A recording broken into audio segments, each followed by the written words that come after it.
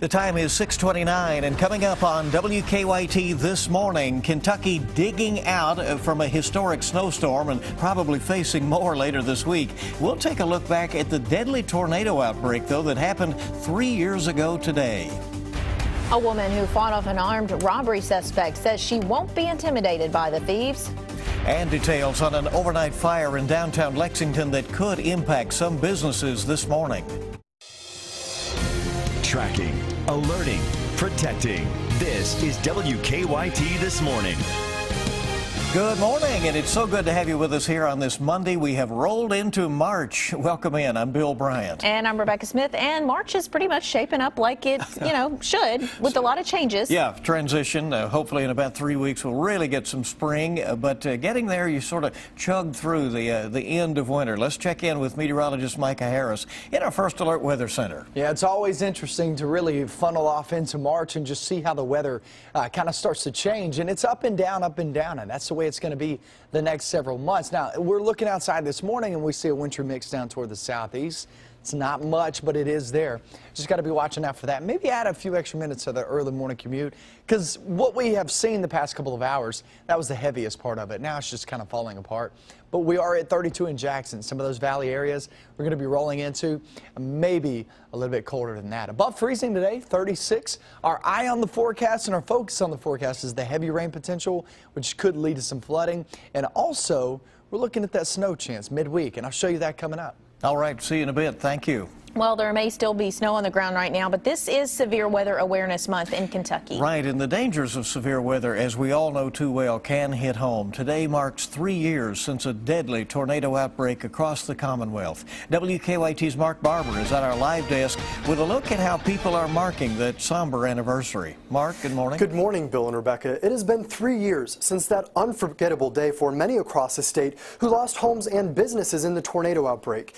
This is an even more painful anniversary for those who attended funerals of family members and friends while they tried to rebuild their own homes. The tornado outbreak killed 24 people. In West Liberty, 6 people died when an EF3 tornado carved through the town. The city, with a little more than 3,000 people, was devastated, but the community has been rebuilding slowly these past few years. Last year, West Liberty reopened their elementary school, and many homes and businesses have also been rebuilt. Peak tornado season is in May, but since the deadly tornado outbreak, many know it's not too early to start working on an emergency plan. Yesterday marked the start of Severe Weather Awareness Month in Kentucky. A statewide tornado drill is scheduled for about 10:15 tomorrow morning. Governor Steve Beshear is encouraging everyone to take it seriously by updating and practicing their emergency tornado plans. From the live desk, Mark Barber, WKYT. Mark, thank you very much. And many in Kentucky will have to prepare for whatever weather we have ahead without water. The problems related to the recent snowstorm is getting better, though. Estill County has lifted its critical water shortage. A boil water advisory is still in effect there. City leaders are asking people to boil water for 3 minutes before using it or drinking it.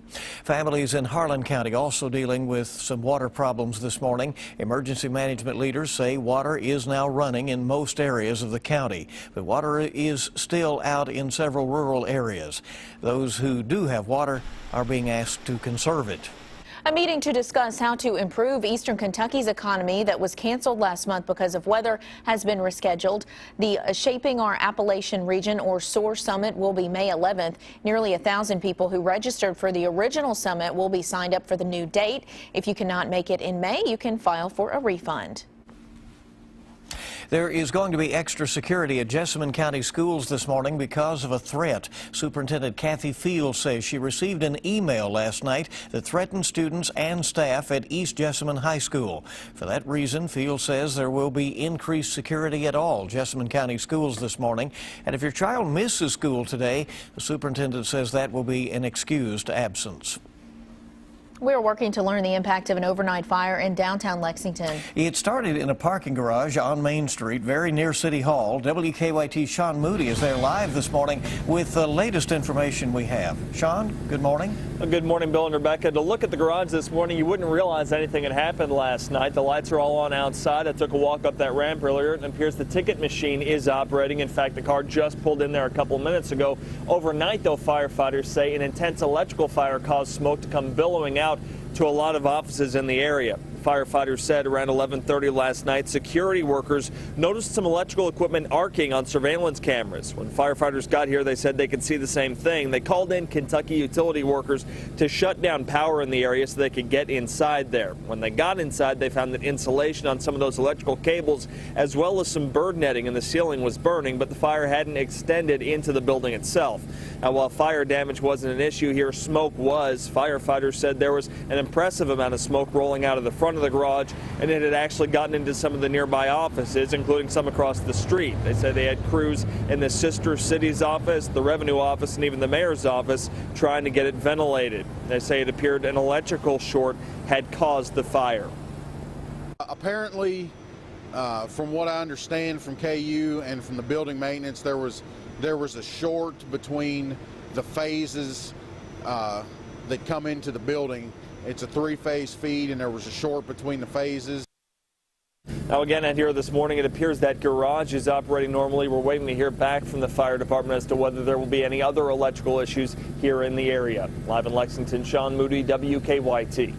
All right, Sean, we'll see what happens down there this morning when they open up those offices and see how bad the smoke odor is. Appreciate the report. Dramatic video shows a woman fight off an armed robbery suspect in Lexington. That happened Friday night at the Tobacco Zone on North Broadway. Police say two men went into the store. One of them went behind the counter and put down his gun as he tried to steal cash. That's when the 21-year-old clerk grabbed the gun. One suspect took off, but the other attacked the woman. She told police that she fired during the struggle and may have shot him in the shoulder. We work 12 to 15 hours a day, and for them it's quick money, whereas we're working hard. My mom's working here all day, and I don't think it's fair. The clerk says she has some scratches and bruises, but otherwise is okay. During the struggle, the clerk was able to pull off the gunman's mask. Police have identified that man as Darnell Thomas, Jr. Lexington police have not said if they think Thomas is the same person behind 15 other robberies that police say are connected. In about a month's time, gas stations, restaurants, and motels have been robbed in Lexington. The two suspects in those cases have not been identified. New this morning, police arrested a second suspect in a violent Lexington home invasion. Willard Frodelius III faces several charges, including robbery and burglary. In January, police say Frodelius and two other men forced their way into a home on Old Paris Road. Once inside, police say they tied up the victims and threatened to kill them. Charles Reeves has also been arrested in the case. Police are still looking for a third suspect named Charles Bacon. Two people are looking for a new place to live after a fire destroyed their home.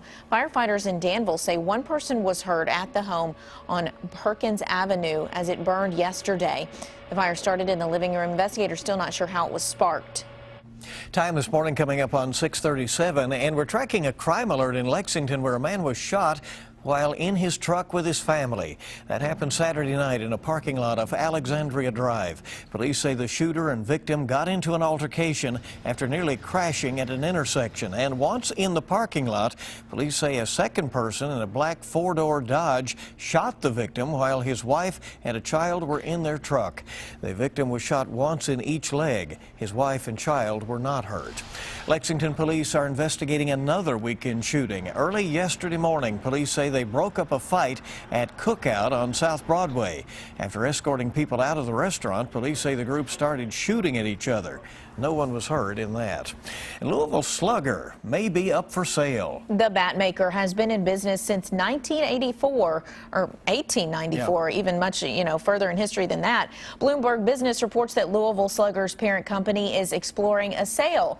The family-owned business would likely be valued at a little under $100 million. So some big news there. Marquee Kentucky business, certainly. Time this morning coming up on 6:38 on WKYT. Let's check traffic to see what is happening this morning. Here's Officer Don checking on live drive traffic. Good morning. Hey, good morning. The stalled car on North Broadway's gone, so all lanes back open North Broadway and 3rd Street. Looked at the circle. The inner and outer loops are still moving great, and no real trouble on Man o' War either. Let's get a quick look outside. We'll show you what to expect as you plan to head in this morning, at least there on South Broadway, where traffic is light. Through the crossover up at Harrodsburg Road approaching the circle, that looks good. On our Waze map, just a couple of stalled cars, a little slowdown on the outer loop of Man o' War coming up on Palumbo at the moment, but that should clear here shortly.